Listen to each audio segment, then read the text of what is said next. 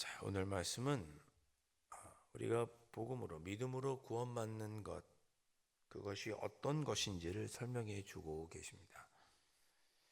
26절에 형제들아 너희를 부르심을 보라. 여기 형제들아라고 하는 호칭은 사도 바울이 교회에게 교인들을 부를 때 즐겨 사용하던 호칭입니다. 형제들아, 이 단어가 고린도전서에만 20번이 나옵니다. 그런 걸 보면 사도 바울은 교회의 성도들이 또 교회의 성도들에게 어떤 마음을 갖고 있었는지 알 수 있죠. 형제처럼 생각했던 것입니다. 우리 흔히 교회에서 누구누구 형제님, 누구누구 자매님 뭐 이런 표현을 우리 젊은 청년들도 쓰고 그걸 즐겨 쓰는 교회들이 있습니다. 이런 의미인 거죠. 우리는 주님 안에서 한 형제다. 고린도 교회에게 편지를 썼습니다. 비록 사도 바울이 고린도 교회에 멀리 떨어져 있지만 그러나 나인 너희들과 형제와 같은 관계인데 그런 너희들에게 내가 편지하기를 너희를 부르심을 보라. 26절에 육체를 따라 지혜로운 자가 많지 아니하며 능한 자가 많지 아니하며 문볼 좋은 자가 많지 아니하도다. 지혜로운 자, 또 능한 자, 문볼 좋은 자. 쉽게 말하면 행위를 따라 하나님께서 우리를 부르신 것이 아니다. 주님께서 우리를 부른 것이 아니다. 그런 뜻입니다.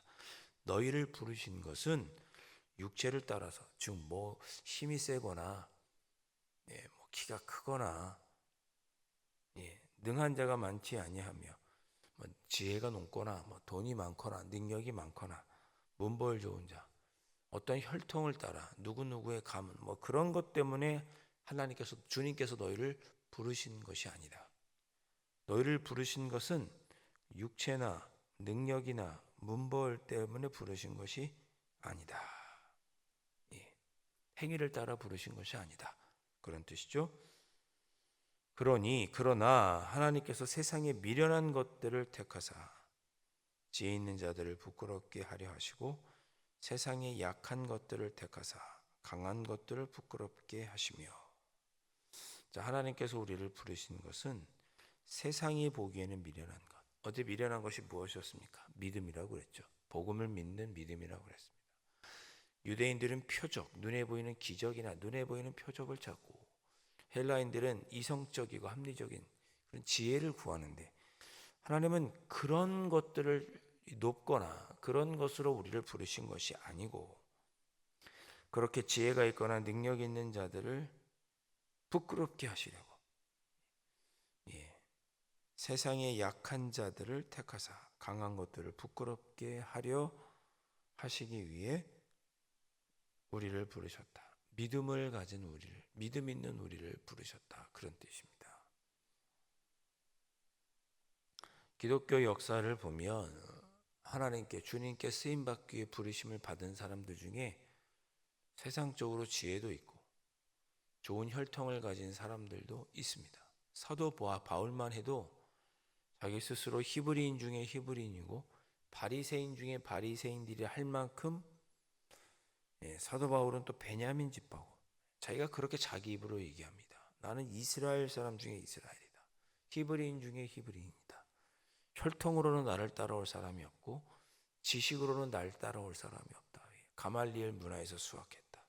공부했다. 이렇게 말하면서 세상적으로 보기에는 아주 훌륭한 가문과 능력을 가진 사람이 사도 바울이었습니다.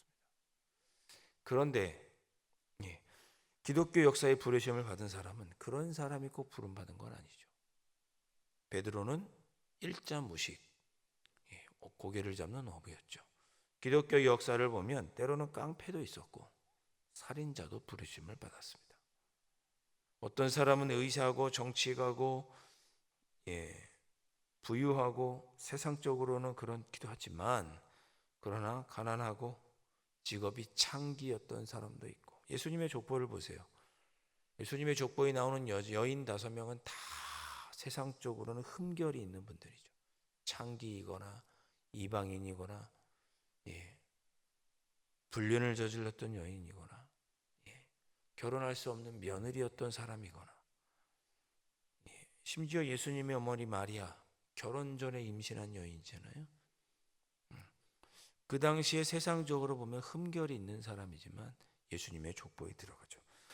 세상 사람들이 보기에는 미련하고 연약한 자들, 세상이 보기에는 참으로 약한 자들, 그러나 우리 주 예수 그리스도를 향한 믿음이 있는 자들, 그런 자들을 하나님은 부르셔서 주님의 일을 하게 하셨다, 그런 뜻이죠. 고린도 교회 성도들아, 너희들이 서로 분쟁하지 않았으면 좋겠다.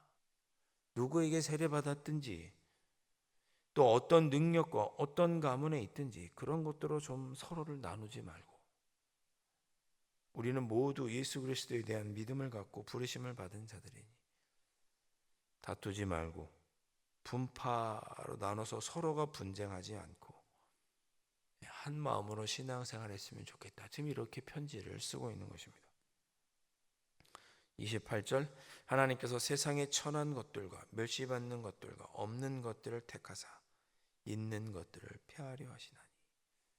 이것이 믿음으로 구원받는, 믿음으로 구원받는 것의 모습이죠. 여러분들 잘 기억하셨으면 좋겠어요. 우리가 언제나 기도해야 되는 것은 이런 것입니다. 하나님, 제 믿음이 연약해지지 않게 해주십시오. 언제 연약해집니까? 세상의 것, 세상 사람들이 천하다고 하고 반대로 세상 사람들이 귀하게 여기는 것, 그것과 우리의 믿음이, 그 믿음의 길이 다를 때 우리는 이 사이에서 혼란스러워하죠. 그러지 말아라, 그런 뜻입니다.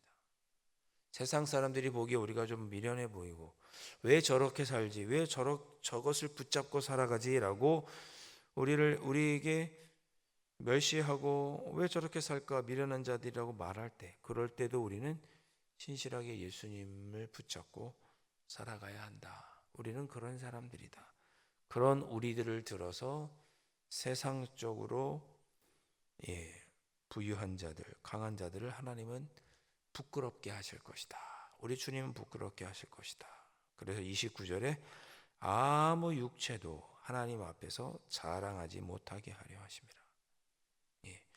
믿음으로 구원받는 것들은 우리의 행함이나 가지고 있는 지혜나 능력이나 혈통이나 가문이 아니고 오직 하나님의 은혜로 믿음으로 구원받는다는 것을 깨닫고 아무것도 하나님 앞에서 자랑하는 것이 없도록 하기 위해 하나님은 그렇게 우리를 주님을 믿는 자들을 들어서, 세상의 약한 자들을 들어서 구원받게 하셨다, 그런 뜻입니다. 여러분, 우리가 29절 말씀을 늘 마음속에 새기시기를 바랍니다. 내가 구원받은 것, 내가 수고하고 노력해서 얻은 게 아니죠. 나의 섬김을 내가 잘 교회에서 섬기고 있다고 자랑하면 안 됩니다.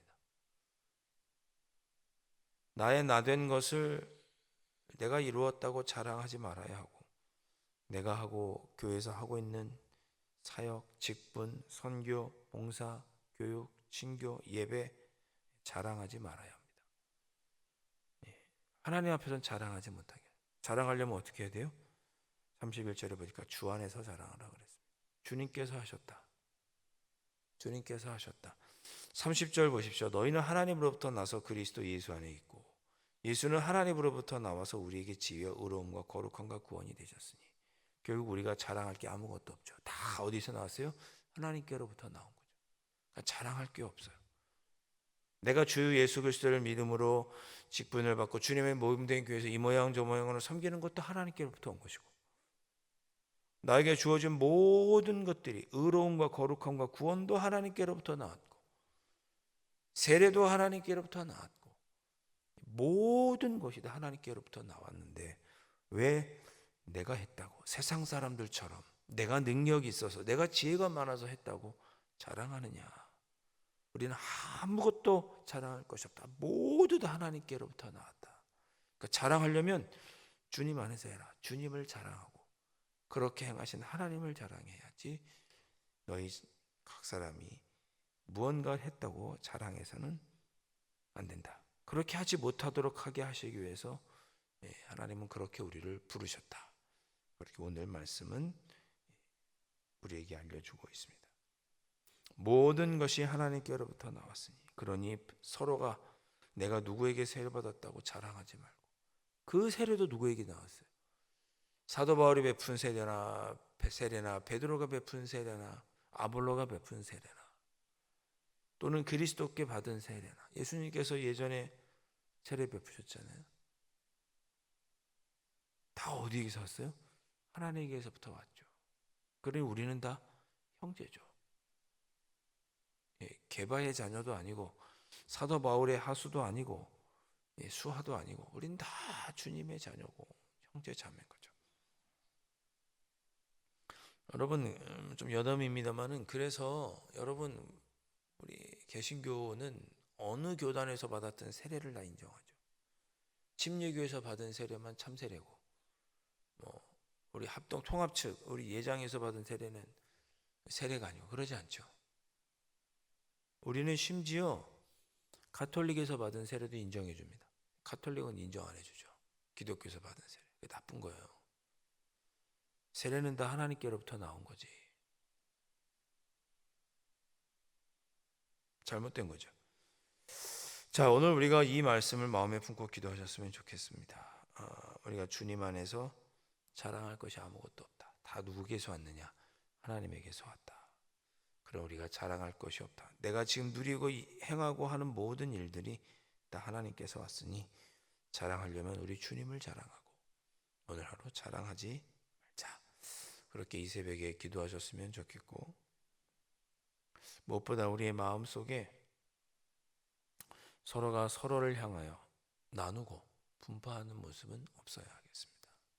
그러니까 교회 안에 반드시 없어져야 하는 것, 주님의 몸을 이렇게 찢는 거잖아요. 고린도 교회 안에 4개의 분파가 있었다니까요. 4개의 분파. 사도 바울은 그걸 아주 강하게 질책하는 거죠.